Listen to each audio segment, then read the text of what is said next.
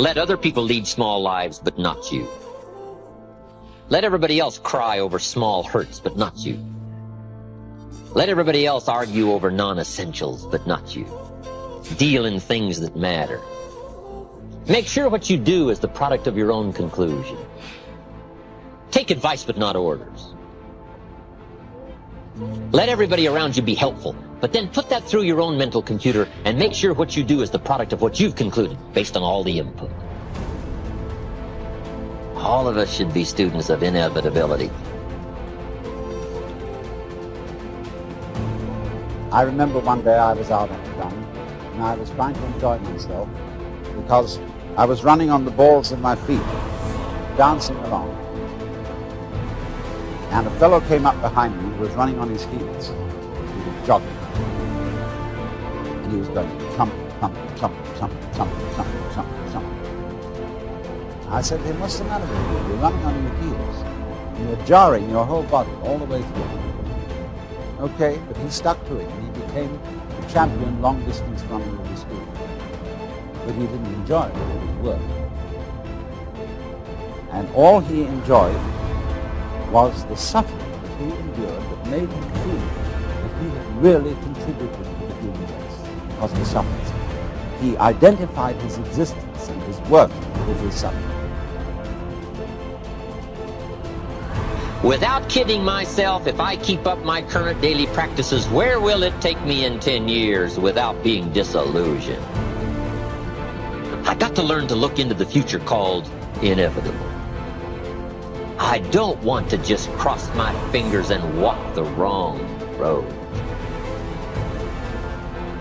Sometime in the development of man, maybe 3, 4, 5,000 years ago,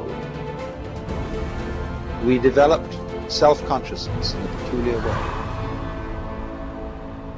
We began to realize that by directed thought, we could control our environment. And then it was, you see, that we had a sense of responsibility. Pessimism, the deadly disease of always looking on the bad side, the problem side, the difficult side, checking all the reasons why it can't be done. The poor pessimist leads an ugly life.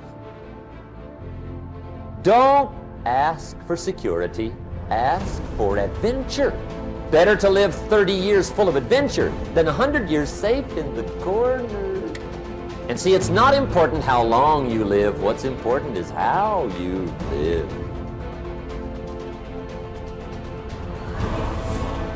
We forget that we create the situation. Then we give our power away by blaming the other person for our frustration. No person, no place, and no thing has any power over us, for we are the only thinkers in our mind. We create our experiences, our reality, and everyone in it. When we create peace and harmony and balance in our mind, we will find it in our lives. The neck and throat are fascinating because so much stuff goes on there. The neck represents the ability to be flexible in our thinking, to see the other side of a question, and to see another person's viewpoint. When there are problems with the neck, it usually means we are being stubborn about our own concept of a situation.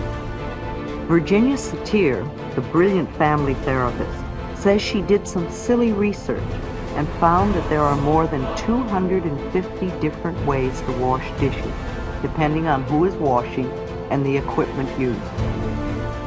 If we are stuck in believing there is only one way or one viewpoint, then we are shutting out most of life.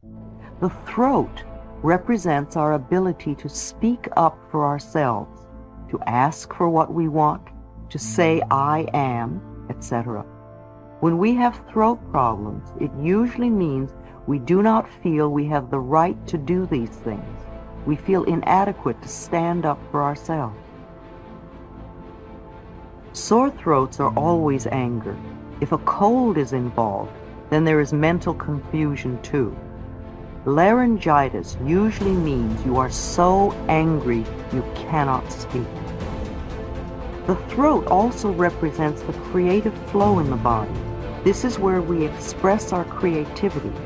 And when our creativity is stifled and frustrated, we often have throat problems. We all know many people who live their whole lives for others. They never once get to do what they want to do. They are always pleasing mothers or fathers or spouses or lovers or bosses. Tonsillitis and thyroid problems are just frustrated creativity, not being able to do what you want to do. The energy center in the throat, the fifth chakra, is the place in the body where change takes place. When we are resisting change, or are in the middle of change, or are trying to change, we often have a lot of activity in our throats. Notice when you cough or when someone else coughs. What has just been said? What are we reacting to? Is it resistance and stubbornness? Or is it the process of change taking place? In a workshop, I use coughs as a tool for self-discovery. Every time someone coughs, I have that person touch their throat and say out loud, I am willing to change, or I am changing.